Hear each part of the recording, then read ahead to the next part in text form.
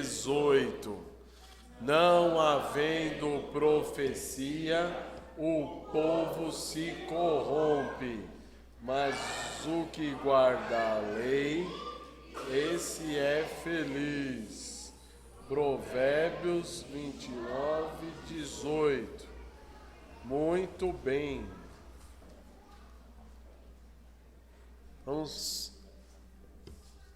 Vamos orar então, irmãos.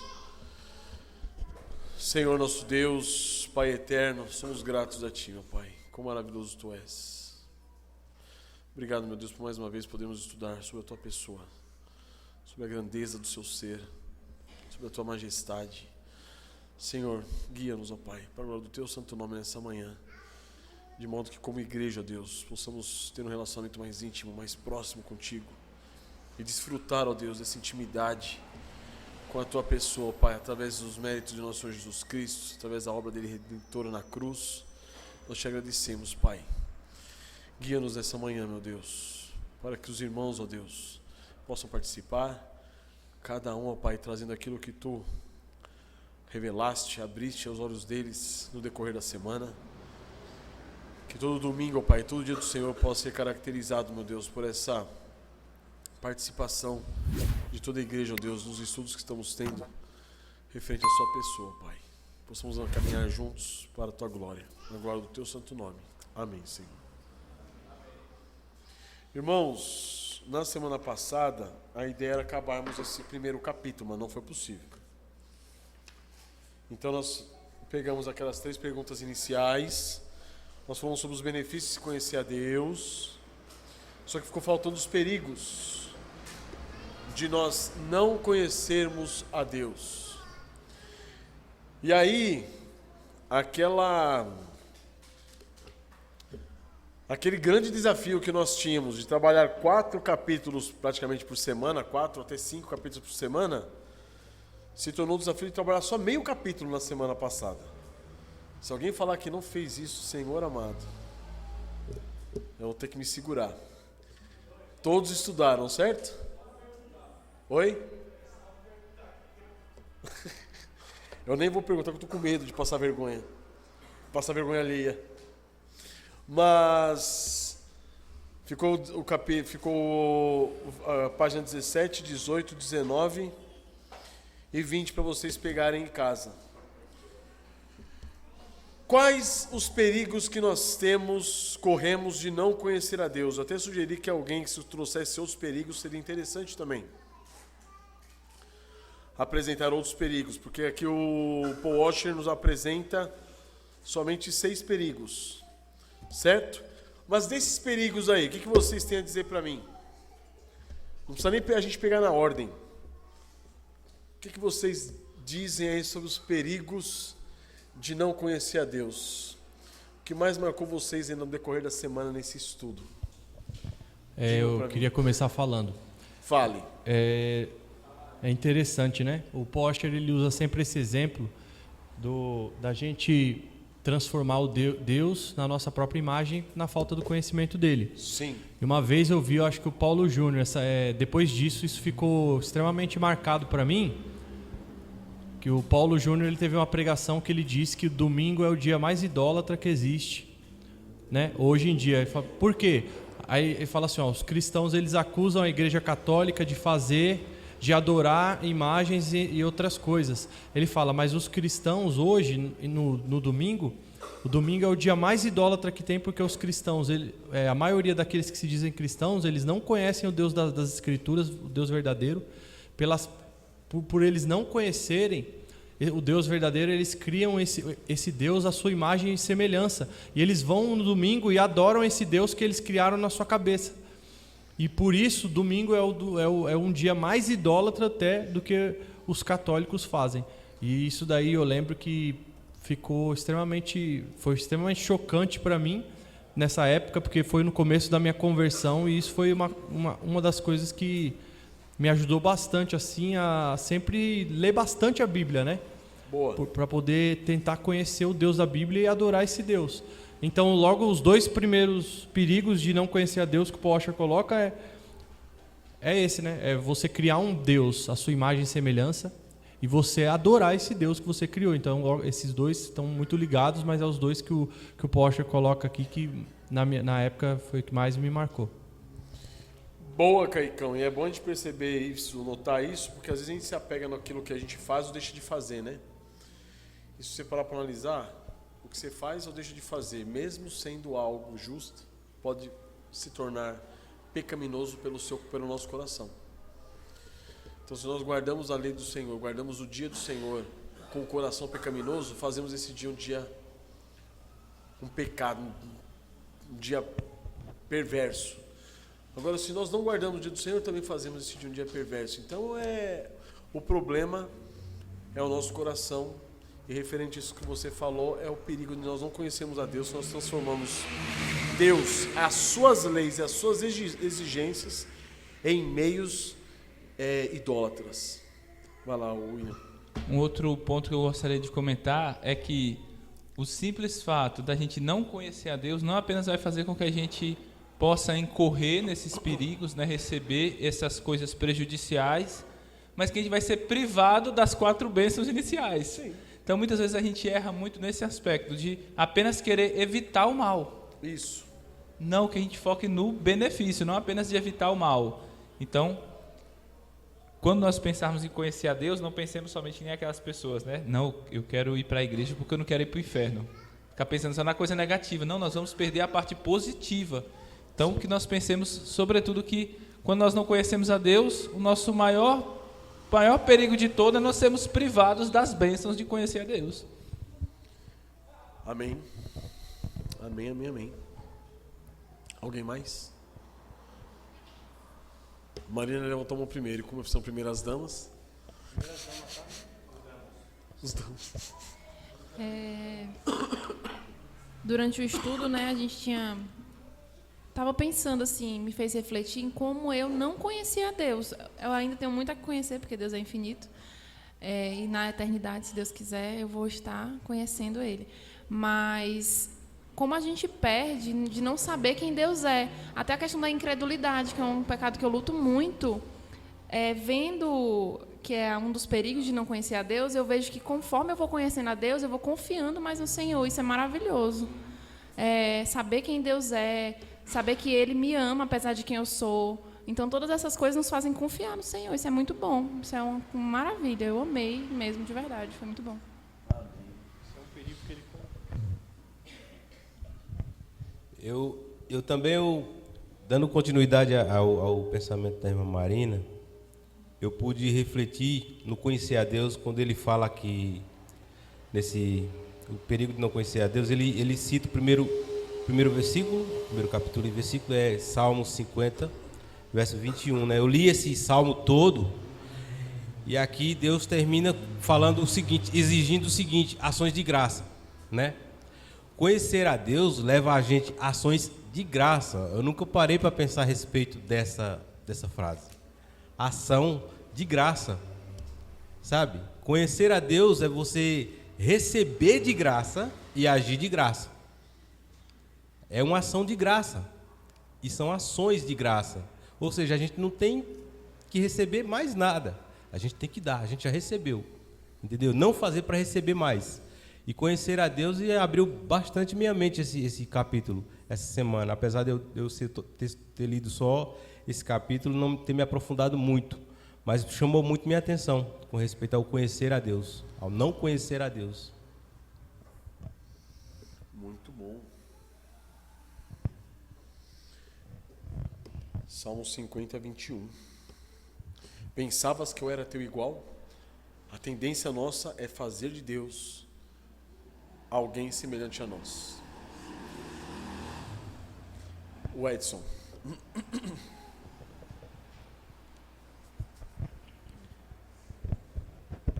Então, pastor, essa semana nós vimos aqui todas as perguntas que a gente já tinha visto na semana passada, né? Todos os perigos, né, de não conhecer a Deus.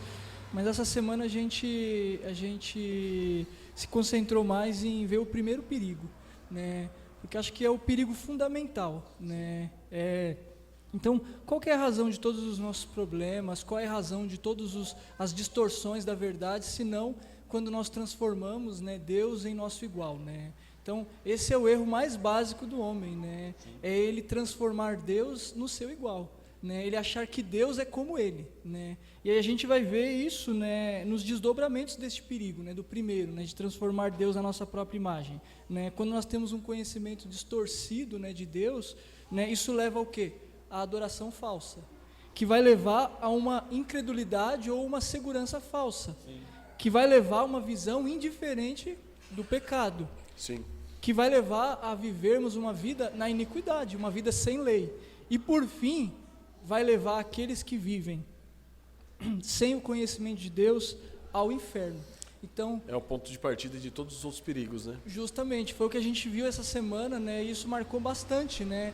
Que tudo começa, né, quando a gente transforma Deus no nosso igual e vai terminar onde? No inferno. Amém. No inferno, no juízo, na condenação. Amém. Né? E eu separei aqui rapidamente, né, algumas citações do Jay Packer, naquele livro Conhecimento de Deus, que é um bom livro, né? Fantástico. E ele falando que não somente sobre as imagens, né, de escultura, mas a imagem que nós criamos de Deus na nossa própria mente, né, que essas imagens elas desonram a Deus, pois obscurecem a sua glória, como também ele diz aqui, elas projetam ideias falsas a respeito de Deus, o modo inadequado como representam perverte nossos pensamentos a seu respeito e incutem em nossas mentes erros de todos os tipos sobre o seu caráter e vontade. Amém. Então é isso. Amém. Quando a gente fala que a gente transforma Deus à nossa imagem, fazemos de Deus alguém semelhante a nós, a gente não pode se limitar a pensar que nós estamos fazendo Deus semelhante à minha pessoa. Nós podemos também fazer Deus alguém que está sujeito e submisso ao pensamento coletivo da sociedade, que não deixa de ser a mesma coisa, só que pensando num aspecto mais coletivo. Então, por exemplo, muitas das pessoas hoje, elas limitam Deus ao politicamente correto da atualidade.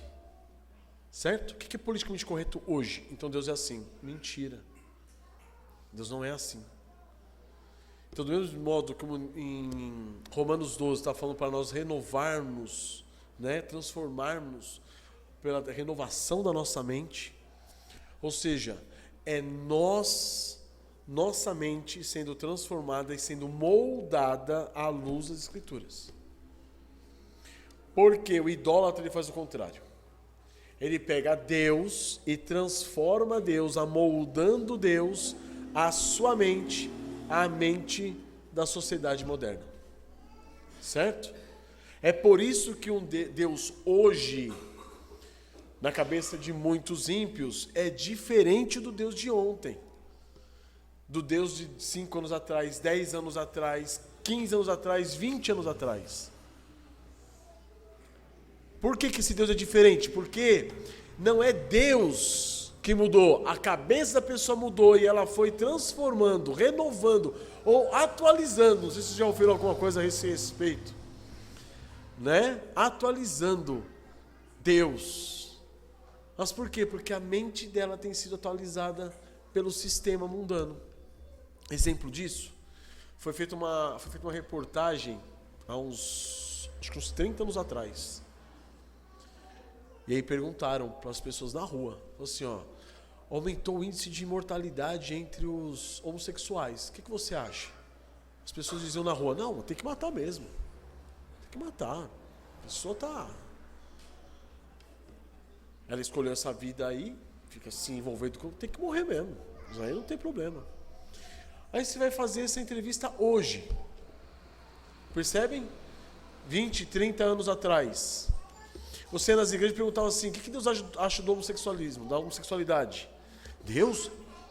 Não, é pecado. Deus é irado contra esse tipo de pecado. E hoje? Percebem?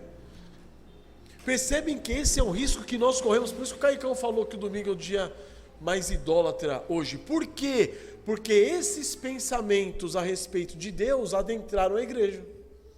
Ao invés de nós, como igreja, iluminar o mundo e mostrar para o mundo quem é Deus, os deuses das Sagradas Escrituras, é o mundo que determina quem é Deus para a gente. Olha que loucura. Olha que loucura. Então, amados, que o Senhor nos livre disso, porque transformar a Deus, fazer de Deus um Deus semelhante à nossa imagem, é perverter a glória do Deus vivo e verdadeiro, do Deus eterno. E como o irmão Edson colocou muito bem, é a base para depois cometermos todos os outros pecados aqui expostos. A adoração falsa, a incredulidade, desconfiança e tudo mais. Amém? Fala, Kaique. Lá no trabalho, lá o Gilmar tá tendo a experiência de falar de Deus pra galera, né? E aí tem um rapaz tudo lá que é pentecostal e tal, e ele não tem tanto conhecimento, assim, a gente vê que ele não tem tanto conhecimento de Deus, mas ele tem um Deus que ele formou na cabeça dele que é tão forte que quando o Gilmar apresenta para ele as características do Deus verdadeiro, né? O bicho fica em choque, fala que não acredita de jeito nenhum e tal, mas você fala, não, mas ó, o versículo tá aí, tudo aí. Não, mas não acredito. Você vê que a pessoa ela cria um Deus tão a imagem dela mesma que ela não consegue mais acreditar naquilo que a Bíblia diz sobre quem Deus é. Sim. É impressionante. E é nojento, é absurdo, né? É absurdo. É absurdo, porque ela se torna escrava disso. Ela se torna escrava disso. Ela cria baseada no quê? Na Bíblia? Não foi na Bíblia. Foi em muitas outras ideias recorrentes que ela cria aquele conceito. Para analisar como é forte a influência do mundo sobre nós. O Kaique uma vez chegou lá em casa falando que assistiu um filme lá, e ele disse, o Hulk estava estranho, rapaz. Por quê? Quando você pega esses filmes até de super-heróis, pega os super-heróis hoje e compara com o mesmo super-herói, a mesma figura de 30 anos atrás, é outra pessoa. É outra pessoa. Então o que acontece? Esses pensamentos mundanos vão adentrando todas as áreas. E infelizmente, não só a religião, mas as nossas igrejas. Esse é o grande problema. Então, amados, nós temos que ser transformados pela renovação da nossa mente. Fundamentado no quê? Na palavra do Senhor. Para que dia após dia, mas aí a gente fala assim, mas pastor, aqui nós estamos na igreja, ninguém pensa desse modo. Num nível maior ou menor, nós temos visões erradas a respeito de Deus. Nós temos que entender isso. Todos nós precisamos conhecer mais o Senhor, dia após dia. Porque, no nível maior ou menor, quer seja teologicamente falando, filosoficamente falando com a boca, professando, ou crendo no coração, que nós já vimos que é muito diferente. Você falar que crê no Deus soberano e você crê no Deus soberano é muito diferente. Quer seja por palavras ou quer seja pela crença, que nós estejamos cada vez mais fundamentados na palavra do Senhor.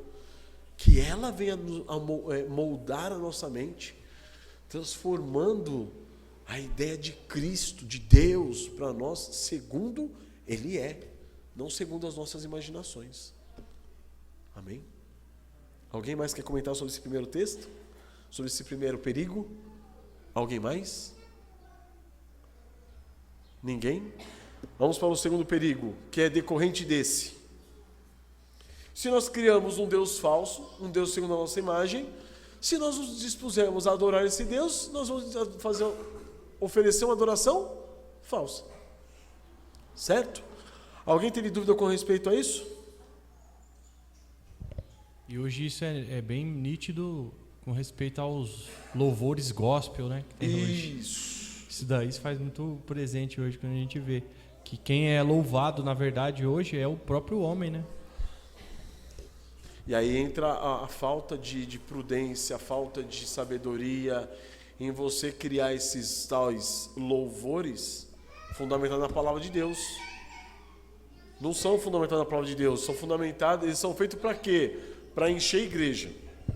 E se você cria esses louvores, essas adorações pautadas na palavra, não vai encher a igreja, porque tem um monte de crente como esse que o Gilmar conhece, que se diz evangélico, mas não crê no Deus da Bíblia.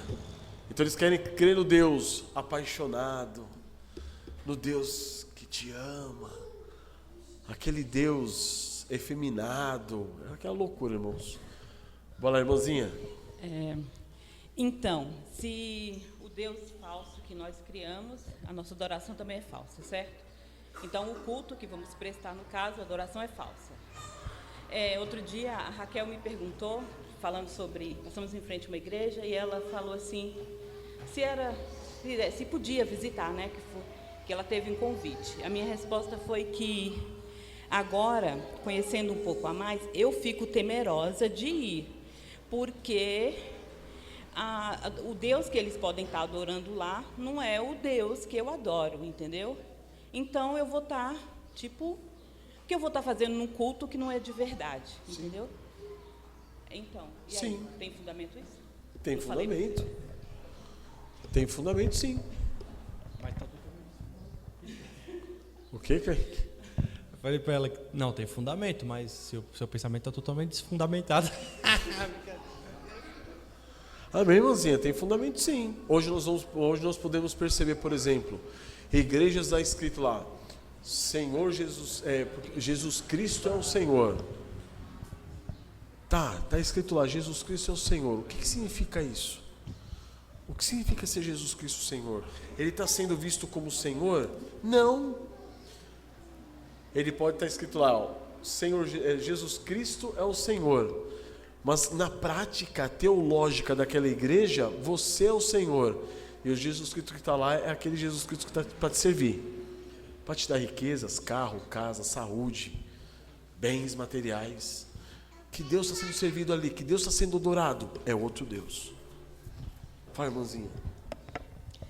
Amém, irmãos. Eu estava falando aqui com o William, né, que nessa parte de adoração falsa, fazendo uma aplicação mais assim para o que pode acontecer em nossa vida prática, eu estava lembrando daquela passagem de Apocalipse 19:10, quando João está tendo aquela revelação, né, do Apocalipse, e ele está prestes a adorar um anjo.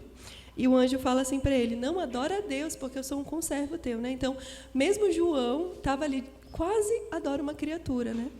E me fez pensar em quanto nosso coração, mesmo tendo um conhecimento sublime de Deus, como Deus tem dado a graça de se revelar a nós, a gente é disposto a adorar as criaturas. Sim. Né? E que a gente deve olhar para todas as bênçãos de Deus, nossos filhos, nossa igreja, a própria palavra de Deus, tudo que Ele nos concede, como dizendo para nós, não, adora a Deus, porque eu estou aqui para que você esteja mais próximo desse Deus e adore mais a Ele. Eu sou só um conservo, né? Amém. Então, me fez pensar muito nessa aplicação prática para nós.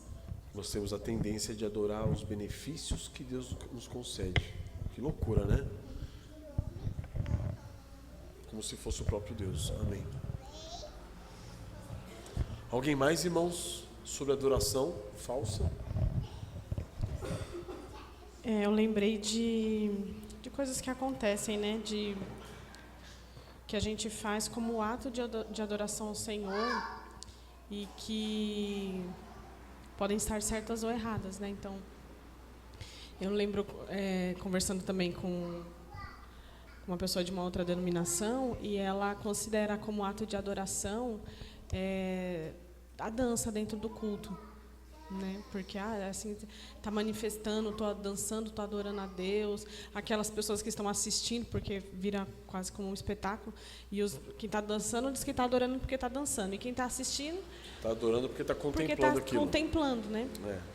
Então, mas eu vejo que assim, no nosso contexto que a gente não tem essas coisas...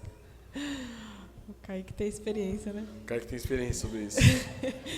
De dançar Efésios 2. Já promoveu até dança bíblica, já, né? Dançou Efésios 2. Mas pensando assim no nosso contexto, tem pequenas coisas que a gente pode achar, às vezes, que é por um ato de adoração e não é, ou algumas coisas que a gente pode fazer como um ato de adoração, né? Sim. Então, orar antes das refeições, coisas que a gente costuma fazer, é um ato de adoração. Amém. Né? E se a gente não tem essa visão certa, a gente vai fazer essas adorações cotidianas vão ser erradas, né? A gente não vai prezar por um devocional, a gente não vai ter reverência. Tudo porque não conhece o Deus verdadeiro e nem como deve ser feita essa adoração verdadeira. Né? Amém. Amém. E é um perigo que todos nós corremos, né? Como a Camila apresentou muito bem, se a gente for parar para ver João, quando teve a revelação do Apocalipse na ilha de Patmos, ele estava velho. Velho. Então, como nós somos tendenciosos, nosso coração é idólatra, né? Nós criamos ídolos constantemente. Então, que o Senhor nos abençoe para que nos mantenhamos firmes nesse propósito de conhecermos a Ele, conhecermos mais e mais a Ele. Alguém mais quer falar sobre adoração falsa? Pastor, vai lá, Wesley. A Andressa tá brava aqui comigo, mas ela também dançava, né, amor, na igreja lá, né? Que você ia, né? Andressa dançava? Ela dançava. Foi aí que eu me apaixonei por ela. Né?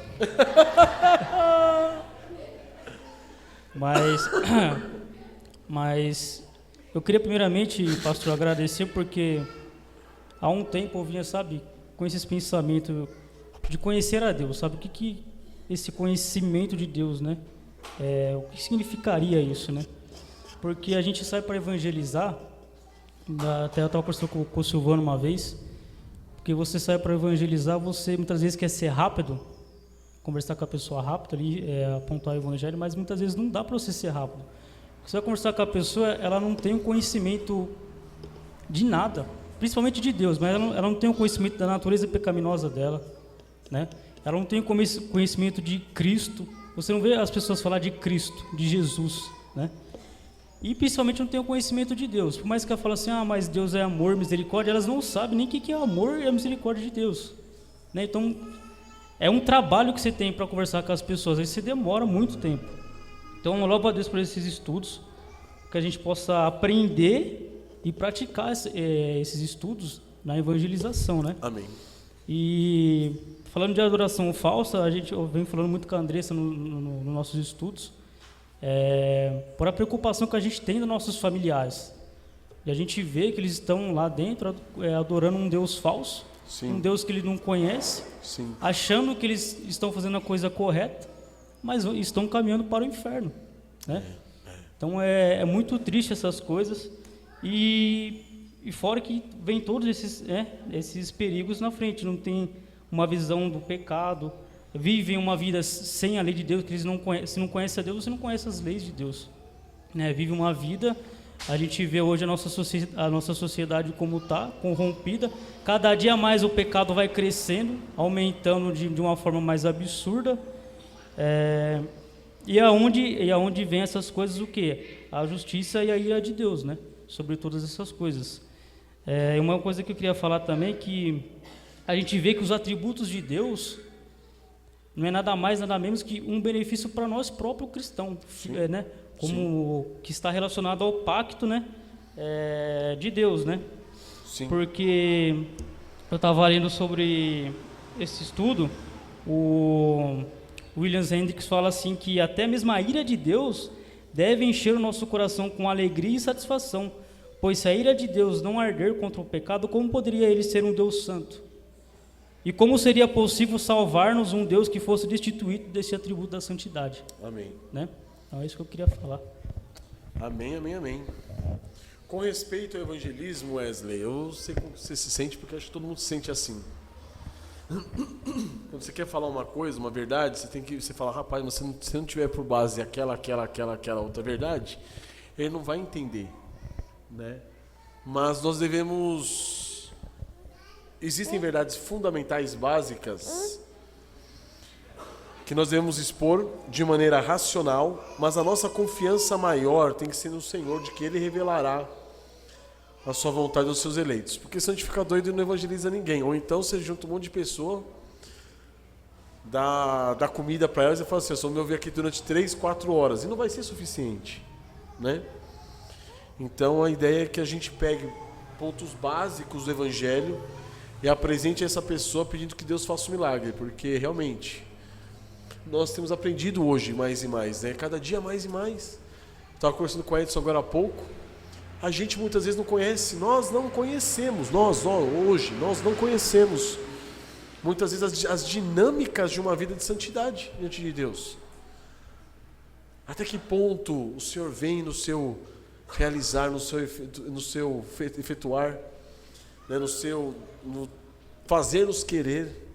Até que ponto eu desejando, eu devo realizar eu, efetuar eu.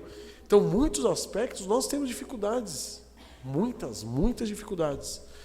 Mas essas dificuldades nós vamos superando à medida que o Senhor vai nos conduzindo. Então, a mesma coisa na pregação do Evangelho. A gente tenta fazer uma explanação mais sucinta possível, não tornando o Evangelho algo barato, algo fútil, leviano, mas também não fazendo uma exposição teológica e pedindo a Deus que o Senhor intervenha e salve aqueles corações que não conhecem nada de Deus e da sua glória. Amém? Alguém mais? E agora? Dá primeiro pro Edson, que você está mais perto. Depois o Danilão fala.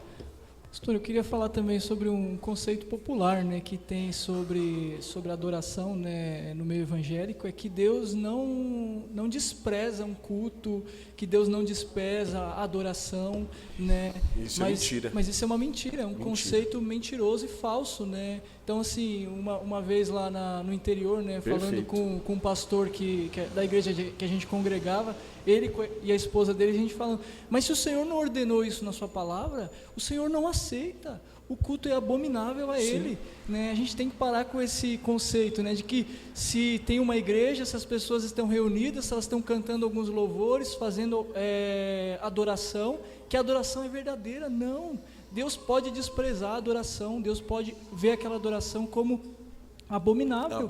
Foi o que o Senhor Jesus disse, né, a mulher samaritana, vocês adoram o que vocês não conhecem. Em resumo, a adoração de vocês é falsa. É mentirosa. Falsa, é mentirosa. Deus despreza, né? Se ele despreza a oração do ímpio, quanto mais a adoração. Justamente. Exatamente. Porque quando a adoração é falsa, ela sai da base das Escrituras e entra na base do ser humano. O ser humano se torna o centro devido à sua sinceridade. O que importa é você ser sincero. Você está sendo sincero? Deus aceita. Mentira. Não é assim. E tem acho que é uma frase do N. Gruden, eu acho, que idolatria não é só adorar um falso Deus, mas também, né, é oferecer uma falsa adoração ao Deus verdadeiro. Verdadeiro Deus, fantástico. Também é idolatria. Amém. Amém. Danilão aqui agora.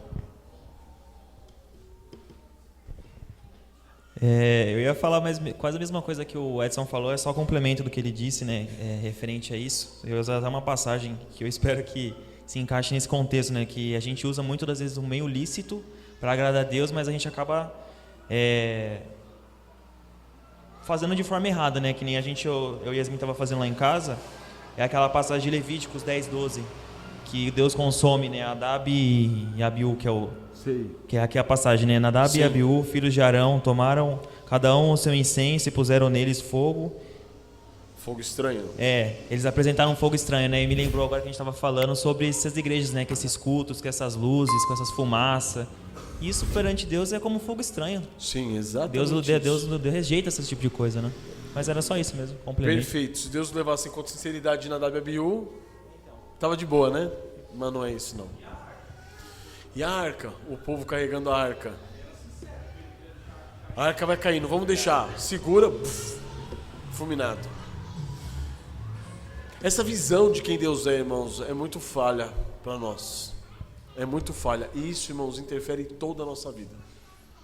Para pensar, as coisas que fazemos em secreto. Mas você fala assim, mas eu sei que Deus é onipotente, é onisciente, onipresente. Por que você faz certas coisas em secreto? O Senhor tem misericórdia de nós, irmãos. Alguém mais vai falar sobre adoração falsa? Não? O Kane? É o último, hein, Kane? Amém. Como último, eu queria deixar uma pergunta ou alguma coisa num âmbito negativo, assim. Porque quando a gente vê algumas denominações, né, evangélicas, pentecostais, a gente já tem aquela frase muito em nossa cabeça, né? Onde não há um evangelho verdadeiro, certamente haverá uma adoração falsa. né? Conversões falsas e entre outras coisas. Porém, o tempo em que nós estamos vivendo é um tempo tão arriscado, e eu coloco assim no meio reformado, porque muitas das vezes nós vemos, temos um evangelho correto, um evangelho que aparentemente é escriturístico, é verdadeiro, mas que ele não gera adorações verdadeiras, que não gera aquele que irá conduzir a adoração a Deus de uma maneira verdadeira. Então, mesmo quando nós olhamos para o meio reformado, em muitos outros lugares, e até mesmo nos nossos corações, eu queria falar de nós mesmos, nós vemos, igual o Danilo falou, tem um evangelho verdadeiro, tem uma palavra cristocêntrica, mas está cheio de luz. Está com 2, 3 guitarras, está com isso, está com aquilo, já está com um grupo de louvor, está uma apresentação. E quando a gente olha para muitos meios assim, quando você olha 10, 15 anos atrás, eles cantavam numa só voz, eles cantavam na simplicidade, mas o evangelho verdadeiro continua lá, sendo pregado pelo pastor, pelos ministros.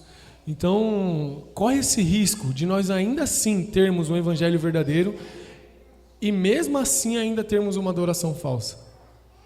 Ou corre-se o risco de termos uma adoração falsa, e aí seria uma pergunta. Sim, porque é uma visão distorcida de Deus, da sua glória, de Deus, daquilo que Ele exige, mesmo tendo o evangelho verdadeiro. Eu percebo o seguinte, Kenny, muitas igrejas hoje, elas estão passando por processos, né, de desintoxicação, e demora um pouco, leva um tempo para isso.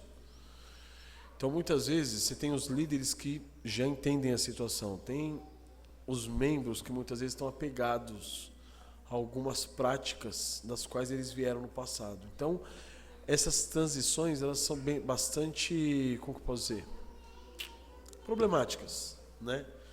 Mas eu vejo, Kenny, que a relação está mais entre a disposição do seu coração, sabe? Quando nós vemos, que é isso que eu queria dizer, é que muitos locais que nós temos vistos, eu não queria citar nome, mas é que quando nós colocamos vídeos de adorações há 10 anos atrás, a gente vê uma simplicidade. Esse dia eu estava até falando com a Karine. Falei, poxa, amor, presta atenção na roupa dessas irmãs que estão cantando. Sim. Eu falei, olha que bênção, né? Você só vê o pescoço para cima. E falou, e o evangelho, o pastor é o mesmo, o evangelho é o mesmo, e a gente coloca hoje. É mais de 10 anos isso, hein? Hã? Uns 30 anos, 30, 40 anos isso aí. Eu acho que tem 15 anos lá essa...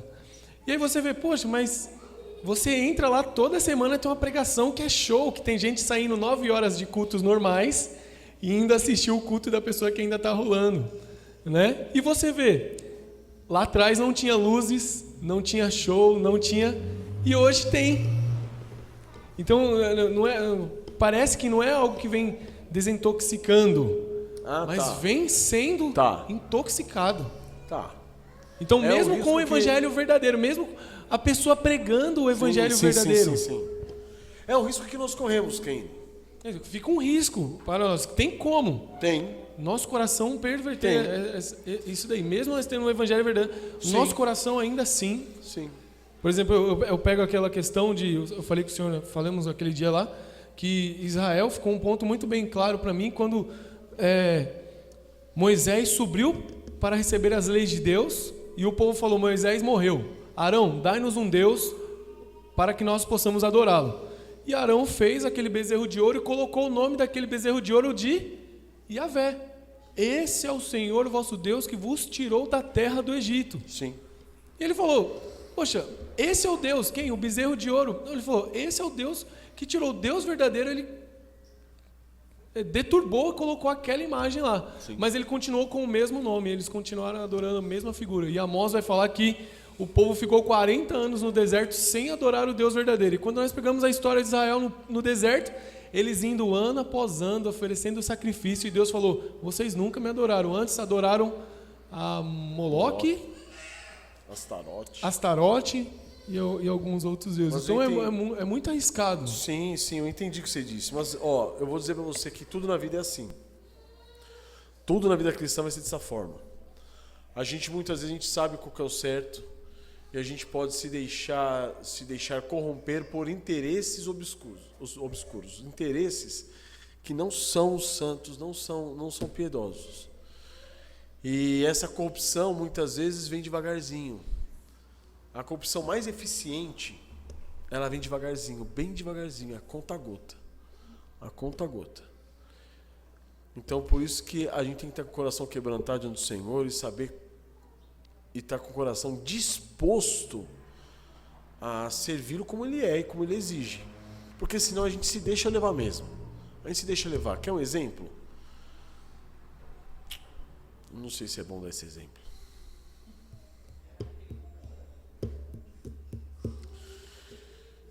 Nós já perdemos muitos irmãos aqui na igreja, não perdemos? Passaram muitos irmãos por aqui, disseram que iam ficar, alguns ficaram, depois foram embora. Se a gente parar para pensar, foi por causa do quê? De algumas exigências pastorais que nós já havíamos colocado no passado e que nós estamos cobrando os irmãos. São exigências bíblicas, não são? Eu estava conversando com a Tamires um dia desses atrás. Eu falei, amor, quão mais fácil é ser um pastor de uma igreja onde você não cobra nada.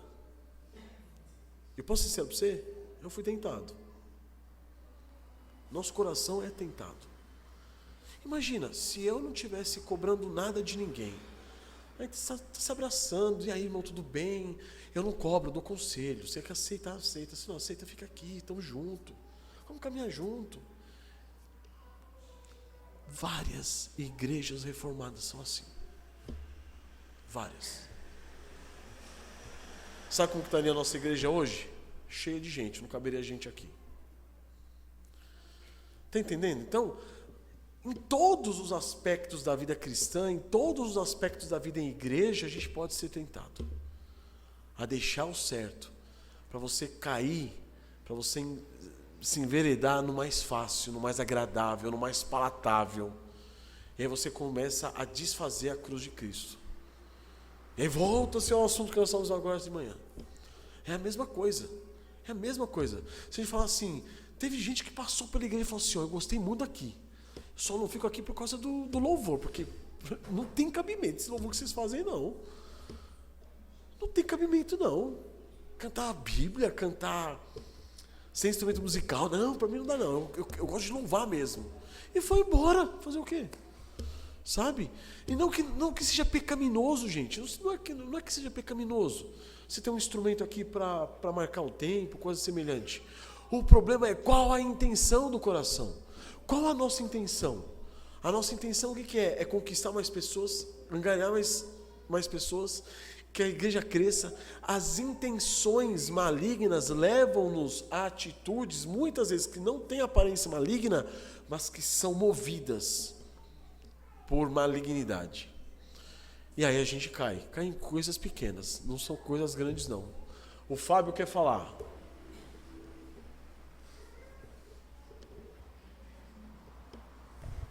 A Tati falou, mas não teve coragem, aí eu vou falar por ela.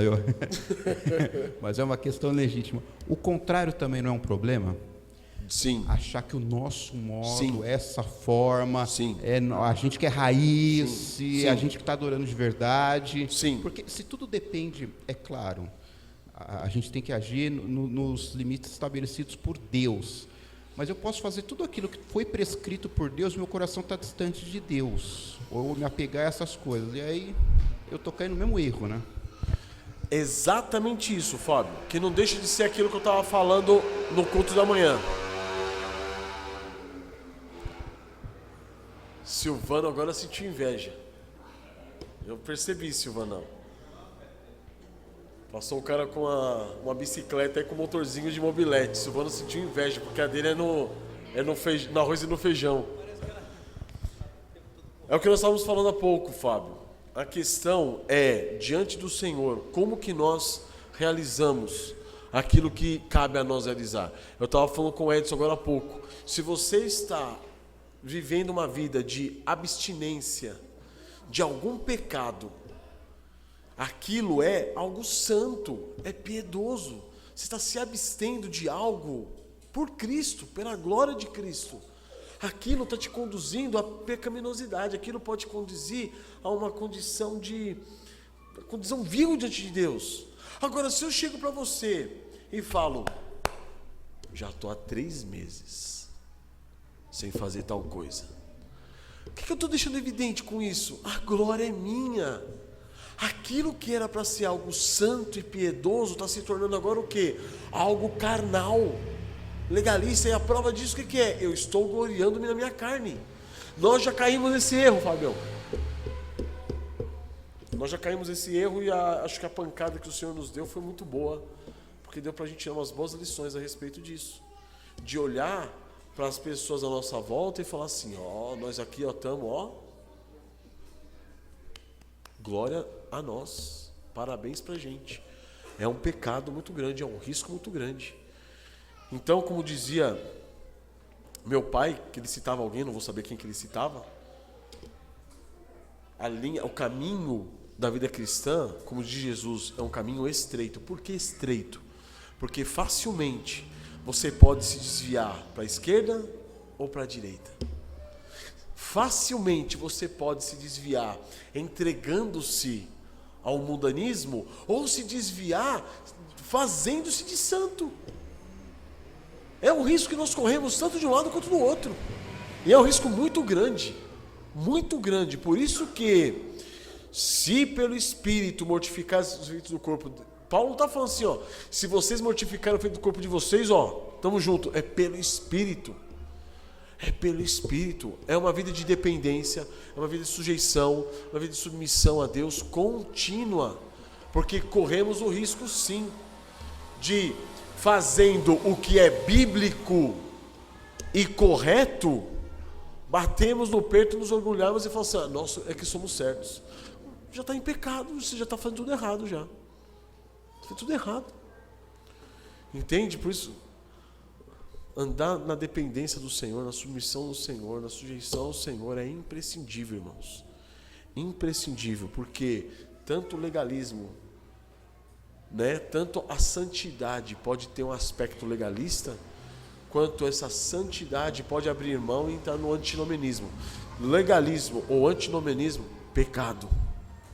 Pecado. Amém? Mais alguém quer falar alguma coisa? Fala, Silvano. Irmão, se a gente for pegar ponto por ponto, a gente não vai acabar esse primeiro capítulo. Sinto muito. Então, pastor, eu vejo a forma de adorar a Deus de uma forma errada. Mas a forma de adorar a Deus de uma forma certa, eu vejo muito em Salmos, quando nos escritos de Salmos, o rei Davi, ele fala da forma verdadeira de adorar a Deus, que é, como o senhor falou, na base das Escrituras, né? Não é comum um ímpio exaltar tanto a lei, principalmente naquela época quando Cristo não tinha vindo ainda. E os escritos deles, principalmente em um salmos que me chama muita atenção, que é o Salmo 119, que é uma declaração de amor que ele faz todo o salmo, exaltando a lei de Deus, exaltando o poder de Deus, se diminuindo. Eu creio que essa adoração dele não é uma adoração pública, é uma adoração particular. E os verdadeiros adoradores que adorarão em espírito e em verdade, eu acredito que aqueles adoradores que adorarão em Cristo no seu particular, é quando ninguém está vendo, só Deus é quem vê. É a partir daí que vai surgir uma verdadeira adoração em público, na igreja também. Amém. Amém. Mais alguém, irmãos? Eu estou pensando aqui num risco que nós muitas vezes corremos, mas eu estou tentando achar palavras para falar isso. Ou organizar as ideias para falar isso. Eu já disse para vocês, para alguns de vocês, que eu já passei um período da minha vida numa igreja discordando de muitas coisas que estavam acontecendo lá, de muitas coisas que eram feitas lá, mas me submetendo. Então, às vezes, irmãos, quando a gente se torna juiz, e está acontecendo muito isso ultimamente, principalmente em crente de internet, né? Quando a gente se torna juiz e quer julgar o certo e o errado, e meter o dedo, falando, não, aqui é Bíblia, tá assim, assim, assim, assim. Essa arrogância te conduz à ruína. Mas calma aí, eu estou baseado na Bíblia. Mas você está baseado na Bíblia de forma errada, com arrogância.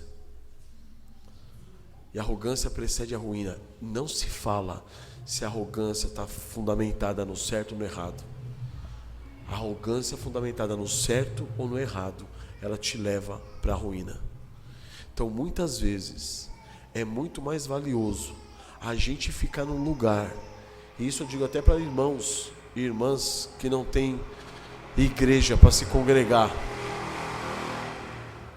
É muito mais valioso você permanecer no lugar, sabendo dos erros que estão acontecendo ali, mas uma atitude de submissão, de quebrantamento, de sujeição, de humilhação, pedindo que ou o Senhor restaure aquele ambiente, ou Ele te leve para um outro lugar, do que você sair dando uma de revolucionário. Entende? Esse é o grande problema nosso. Porque a arrogância bate na nossa cabeça, e aí, baseando-nos na nossa história, que muitas vezes é mal contada para nós, de como agiu um Lutero, de como agiu um Calvino, de como agiram os reformadores, a gente se acha, se coloca a capa de reformador e fala, agora sou eu que vou reformar. Sai, arrogância desgraçada. Você não é nada. Então, muitas vezes, irmãos, Deus nos chama a nós nos submetermos. Mas está isso, aquilo errado.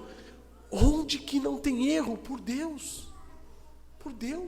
Se minhas filhas falassem assim, pai, não dá mais para viver com o senhor não, porque o senhor está cheio de pecado. Tem cabimento isso? Eu ia falar, realmente, estou cheio de pecado, eu sou sua mãe, pode ir embora. Não tem cabimento. Nós somos chamados a conviver com pecadores, irmãos. Conviver com pecadores. Lógico que existem limites, certo? Você está num ambiente que é uma seita, você está num ambiente que é anticristo, você está num ambiente... É outro assunto, mas eu estou falando assim, que dentro das limitações de um culto evangélico, que ainda que tenham várias coisas ruins, mas Deus te colocou lá, aprenda a lição da submissão, da sujeição. Eu aprendi isso, não foi fácil, a Tamires me ajudou muito nesse aspecto. Foram 2 anos que eu vivi numa igreja nesse sentido, que eu fui inclusive pensando que era uma igreja reformada e não era, depois que eu percebi que era uma igreja que aceitava alguns pontos das doutrinas da graça, outros não, mas que essa submissão, essa sujeição fez aprender bastante coisa. Fez aprender muita coisa, principalmente o quê? A humilhação, a humildade. Fica lá. Então, Kenny, muitas vezes a gente pode sentir, como a irmã Valéria disse, num lugar onde você está adorando de maneira falsa. Às vezes, irmã Valéria, sujeite-se, submeta-se, que o Senhor vai dar graça aos humildes, aos quebrantados, aos contritos. E é nesse aspecto que a gente cresce, que o Senhor vai nos conduzindo. Essa é uma lição que todos nós devemos aprender, irmãos. Todos nós, porque nós crescemos num contexto esquerdista de que você, para ser alguém, você tem que ser aquela pessoa crítica, aquela pessoa que questiona tudo, aquela pessoa que quer tudo certinho. E nós nos tornamos o quê? Arrogantes, presunçosos, soberbos, e trouxemos isso para dentro da igreja. Por que no nosso meio evangélico, há tantas divisões? Só por causa disso. Ninguém quer sofrer o dano, ninguém quer tomar a cruz, ninguém quer negar a si mesmo. Então que o Senhor ensine isso a nós, porque não existe meio de se relacionar bem com os irmãos se não for dessa forma. Disposto a negar a si mesmo. Disposto a tomar a cruz. Disposto muitas vezes não abrir mão das suas convicções santas, bíblicas, mas falar: Senhor, isso está me incomodando, me ajuda. As pessoas não estão agindo de conformidade com isso. Eu já falei para vocês que esse deve ser o trato nosso com nossas esposas. Quantas vezes que já aconteceu eu com a Tamires comigo, eu vi a Tamires e falar assim: amor, você está fazendo errado aqui, amor, não é assim. E ela não entender. E eu fazer o quê? Amém. Dou uns passos para trás e vou continuar vivendo com ela. Tamo junto. Mas ela cai mais uma vez, mais outra vez naquele erro. Lá na frente eu falo: amor, deixa eu voltar lá atrás. Vamos voltar lá atrás. Lembra que eu falei para você? Você está fazendo errado. Não é assim. Não, mas eu não estou entendendo. Tá bom, vamos dar mais um tempo. É assim a vida cristã, irmãos. Agora, por que a gente quer ser tão radical com os outros e conosco tão permissivos? Estão percebendo? Por que vocês são tão radical com igrejas e a nossa vida na nossa vida nós sermos tão permissivos? Então o que a Tati levantou foi um bom ponto, Fábio, porque muitas vezes nós estamos dispostos a julgar todo mundo. Todo mundo. Agora, estamos dispostos a nos submeter e nos sujeitar ao que Deus tem feito nas nossas vidas? Essa é uma questão muito forte. Muito forte, porque às vezes a gente acha que a gente está lutando pela verdade. Mas não é pela verdade. Nós estamos lutando pelo nosso orgulho. Nós estamos lutando pela nossa credibilidade. Nós estamos lutando por nós mesmos. Não é pela verdade. Você pega verdades, você pega versículo em cima de versículo, mas você não está lutando por ela. Você está lutando por você. Então que o Senhor nos dê sabedoria para que nós percebamos isso. Porque abrindo a Bíblia e citando versículo após versículo, história após história, nós podemos estar lutando por nós mesmos. Negue-se a si mesmo. Tome sua cruz e siga a Cristo. Ainda que para isso seja necessário você abrir mão de certas... Abrir mão não, é o termo errado. Você colocar em stand-by algumas verdades para que você seja quebrantado e humilhado diante do Senhor. Amém? Amém? Irmãos, eu peço que os irmãos... Não deu para tratar tudo de novo. É muita coisa que surge. Quanto mais nós estudamos em casa, mais a gente participa, acho que mais assuntos são levantados. Isso é uma bênção muito grande. Mas depois os irmãos peguem a questão da incredulidade, da falta de confiança, peguem a questão da ilegalidade. Irmãos, eu achei fantástico aqui. Porque olha só, quando ele fala, eu queria só citar o versículo que nós memorizamos. Não havendo profecia, o povo se corrompe. Mas o que guarda a lei, esse é feliz. Eu achei fantástica a explicação, a parte das notas que o Paul Washer coloca aqui. E ele fala que a palavra corromper está ligada com a palavra hebraica para. E ela significa libertar-se da repreensão. Agir como líder. Olha isso, irmãos. Percebam, quando não tem direcionamento de quem Deus é, Ele deixa de ser o nosso cabeça e nós passamos a governar a nós mesmos. Isso é corrupção. Isso é corromper-se. Fantástico isso. Libertar-se da repreensão. Quando eu transformo a imagem de Deus à minha semelhança, eu não vou querer um Deus que fique me repreendendo. Eu estou saindo de debaixo desse jugo de repreensão, de admoestação, de exortação. Sendo assim, eu estou me fazendo cabeça de mim mesmo. Eu me corrompi.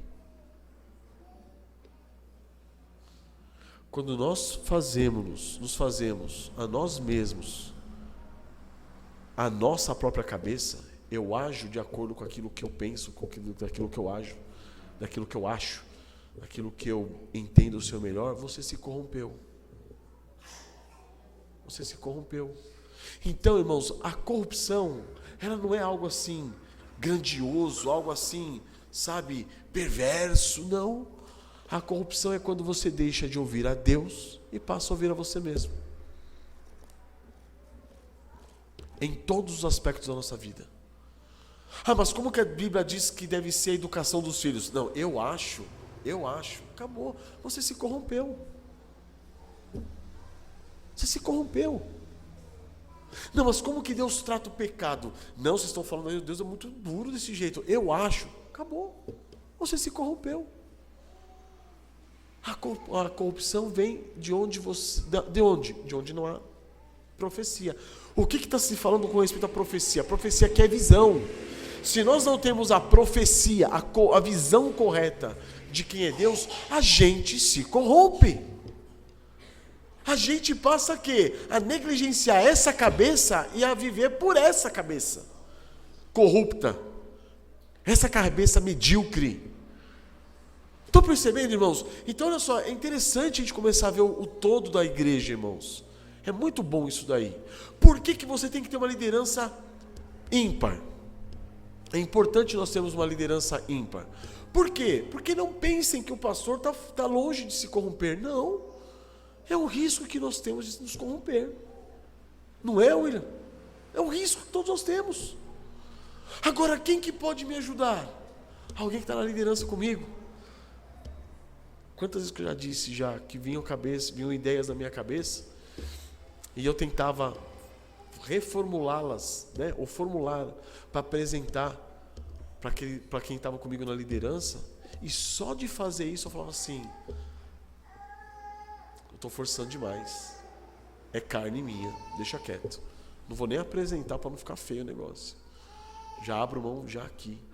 Porque da importância de vivermos em comunidade, vivemos como irmãos dentro do corpo de Cristo, indo contra o que tem pregado os desigrejados, porque é nesse convívio que nós somos exortados a quê?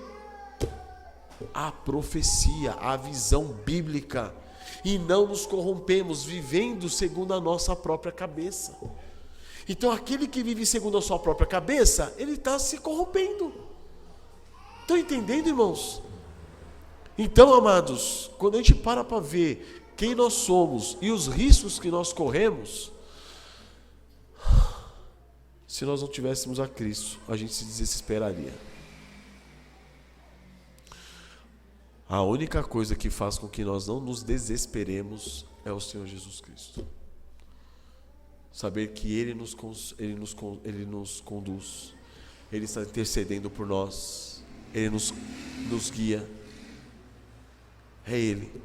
E por meio do seu corpo, Ele nos exorta, Ele nos admoesta, Ele nos repreende, mas Ele também nos consola. É só isso, irmãos. Porque se não tivéssemos a Cristo, irmãos, vendo todas as minúcias do nosso ser, e como nós podemos até pegar a palavra do Senhor e corrompê-la, a gente bate o desespero. Você fala: Senhor, prefiro entrar agora numa redoma, num vácuo, e ficar lá até que eu morra para não pecar mais. Não existe isso. Não existe isso. Que não tenhamos medo, como eu já disse aqui para vocês algumas vezes, que não tenhamos medo de cair em pecado. Odiemos o pecado, lutemos para não pecar, mas não tenhamos esse medo paralisante que faz com que muitas vezes nós não venhamos a agir com medo de pecar. Não. Esteja disposto a, depois de pecar, recorrer ao advogado que temos junto ao Pai Jesus Cristo justo. É essa a nossa situação. Porque a Bíblia foi escrita para que nós não pequemos. Se todavia alguém pecar, nós temos um advogado. Confiemos nesse advogado e vivamos a vida cristã.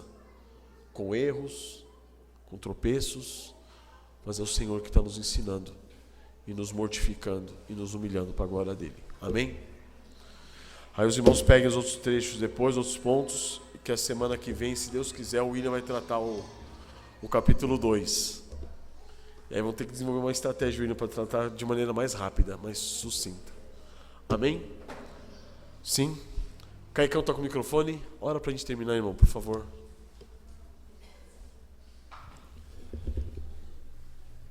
Pai Santo, nós te louvamos, nós te adoramos por mais esse dia maravilhoso de estudo que o Senhor nos deu. Obrigado, ó Pai, por podermos estudar os teus atributos, ó Pai, podermos estudar sobre a tua pessoa. Te damos graças, Senhor Deus, e te louvamos no nome do nosso Senhor Jesus.